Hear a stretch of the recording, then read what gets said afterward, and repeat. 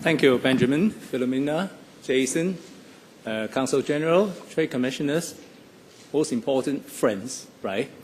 Ben told me that, well, it's exceptional turnout. I can imagine, well, because, well, for this week, we should be focusing somewhere else. I believe this is a group which has a very clear vision that whatever happens in a few days' time, life goes on, and Hong Kong remain on its course towards building ourselves into an even greener city. And in this venture, in this endeavor, I think we all need your support in this very important sort of pathway that we are heading towards. Well, in fact, well, every year I struggle, well, whether there is really a need for this networking lunch. But of course, well, if there is free lunch, I'm happy to come. I remember when I first took office, did I bring along that photo? When I first took office, one of the early events, I forgot that photo, but never mind. I remember back in 2008, the first time I officiated the event. At that time, it wasn't called the Eco Expo. It was a joint exhibition in addition to green tech. It involved furniture, construction material, and other things. So we actually emerged from a very humble, small trade exhibition just 3 or 4 years ago into now, I would say, Eco Expo is one of the most important eco exhibition in this part of the world. Because I think many of us here in this room have been to the one in Macau, which came after Hong Kong has launched ours. And I remember middle of last year, I brought along a group of 150 Hong Kong traders to attend the Beijing environmental exhibition. So we know that, well, in this whole part of the region, the green technology, green business, and anything to do with promoting environment is mushrooming. And it is happy to see that, well, these subjects are increasingly gaining momentum and also interest.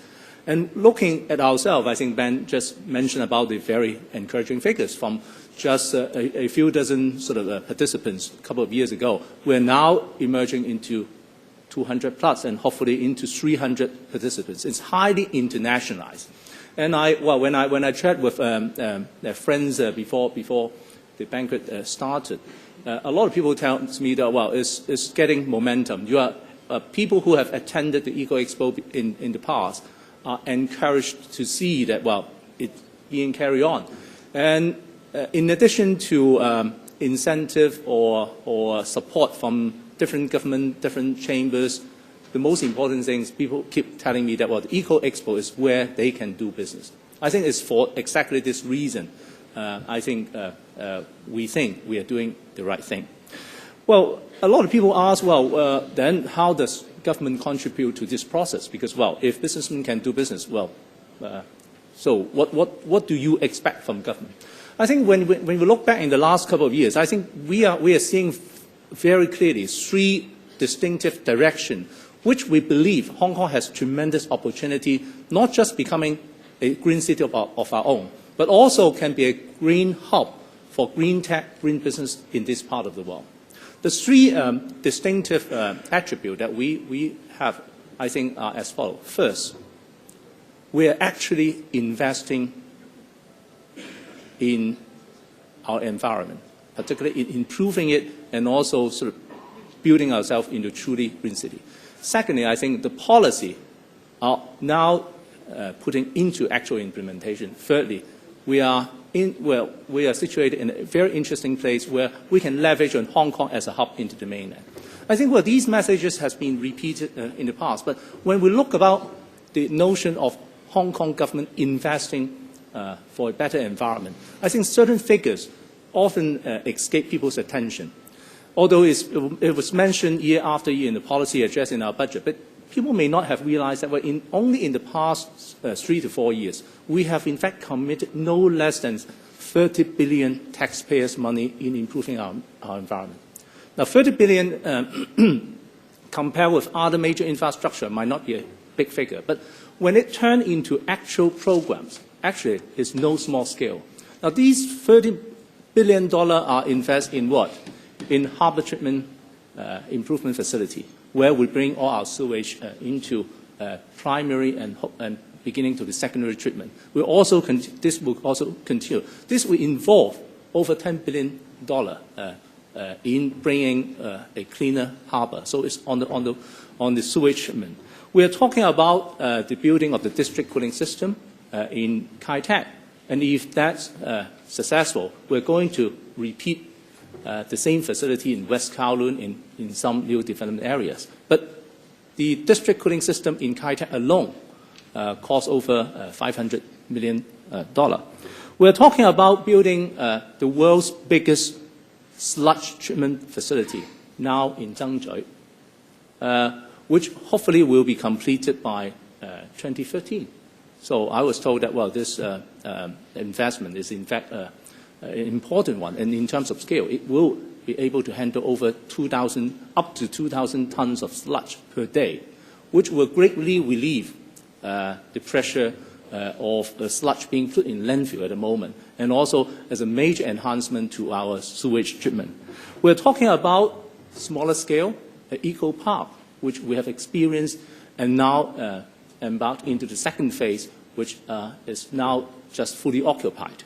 And we are also talking about possibility of bringing extension to our landfill. But the project I mentioned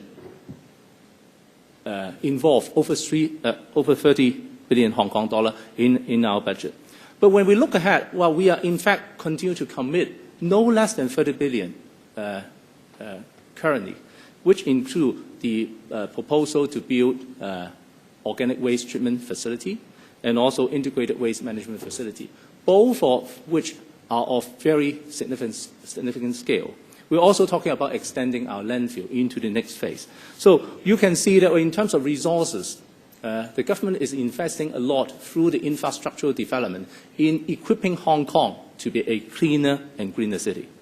But we are not stopping at that because, well, if you look at the private sector side, the desulfurization facility built by the two power plants, although they are not coming from taxpayers' money, but they are actually of no small scale. So we are seeing Hong Kong, both government and private sector, continue to put money into a very important area of our policy work, which is cleaning up the air, managing the waste, cleaning up the sewage, and hopefully also bring a cleaner air. Now, but money does not resolve everything. It's important in the environmental protection arena that we have policy being debated, articulated, agreed upon, and turned into action. Now, in the last couple of years, we have seen, for the first time, the product responsibility or the producer responsibility scheme being enacted into legislation with the first major policy on the charging of plastic shopping bag being implemented with great success. We are now drafting legislation to move it on to the second stage, where we'll extend the scheme into the entire retail sector. We have also agreed with the community and our Legislative Council that, well, there should be a charging scheme for recyclable electrical and electronic products. And at the same time, government will be devoting money to build a recycling plant for electrical and electronic products in Hong Kong, both to tackle the recycling of these products as well as a support to this in the local industry. We have debated for quite a long time and finally agreed upon the introduction of the air quality standard, which will bring it on par with some of the standards stipulated by the World Health Organization. Now, during the process, there have been a lot of debates, but one thing that we often overlooked, in addition to sort of promulgating the new standard, we are talking about nearly 24 of measures, from cleaning up our power generation to cleaner fuel, greener transport, in order to meet with these new air quality objective standards. We have also, in the past couple of years, introduced the building energy efficiency legislation, which, when implemented this September, will be a statutory requirement for buildings not just new buildings, but also existing buildings when they undergo major renovation to fulfill a set of energy efficiency standards. Now, all these policies, through the introduction of legislation and administrative measures, would mean a new standard for Hong Kong, from air to waste management to bringing down the carbon emission. Now, all these would also bring about opportunity in terms of better use of energy in buildings, deployment of greener transportation, including hybrid or electrical vehicles, and also various measures to bring cleaner fuel into Hong Kong. Now, all these policies are now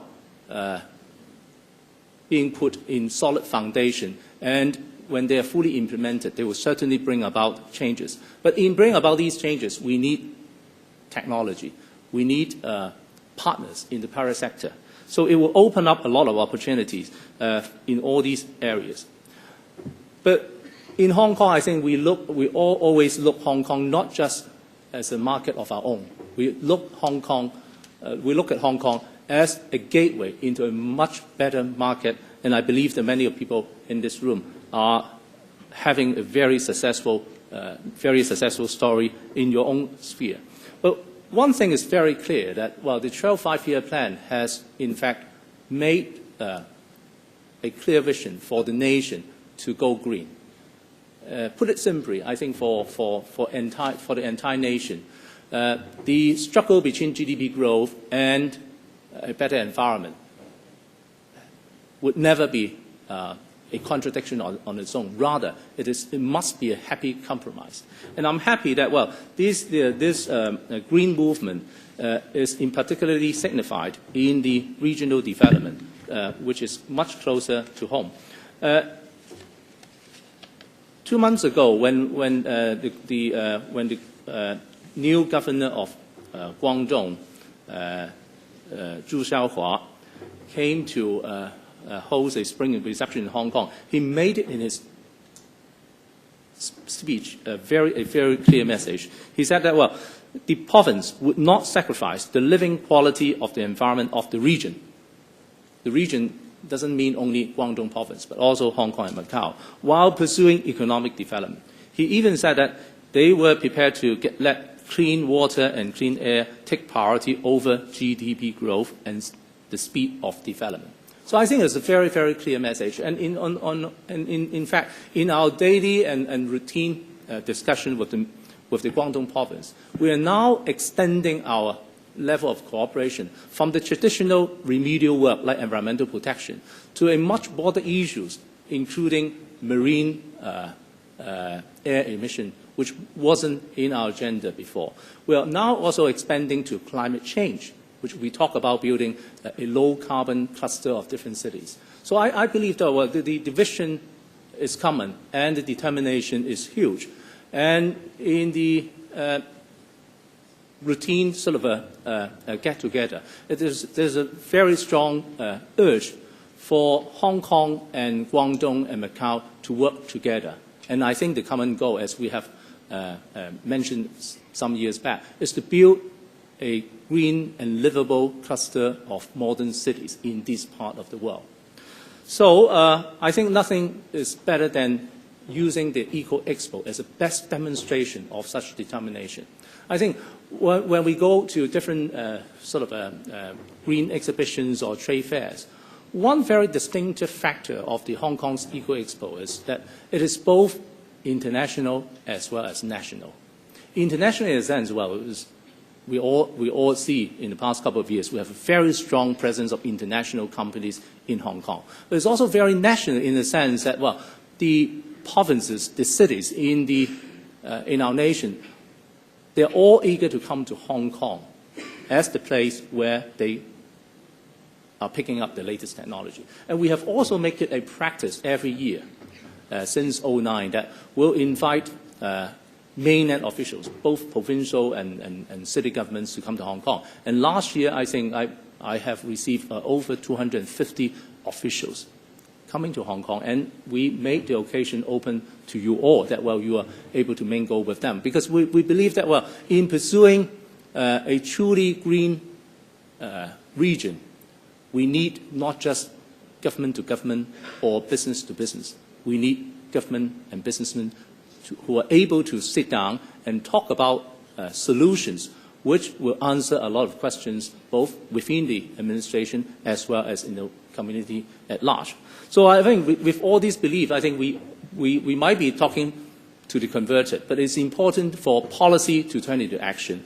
It's important for government investment to find the best technology available to Hong Kong. It is important for Hong Kong to continue to be the major gateway in this green business to the entire nation. And in the years to come, I also want this Eco Expo or the network of these Hong Kong green businessmen to be able to represent Hong Kong outside our own city. We have made a start of bringing a delegation to Beijing in both government and business manner. We are planning another one going to Scandinavia in April. So perhaps those who are interested to join, let us know. And we have already been having the support of some of the Consul General present today. So I believe, well, from a humble start a couple of years ago, the Eco Expo has made its mark in this part of the region. We hope that the green business will continue to present Hong Kong's green city image around the world. So with all these remarks, enjoy your lunch and join us and make the Eco Expo this year even a bigger success. Thank you.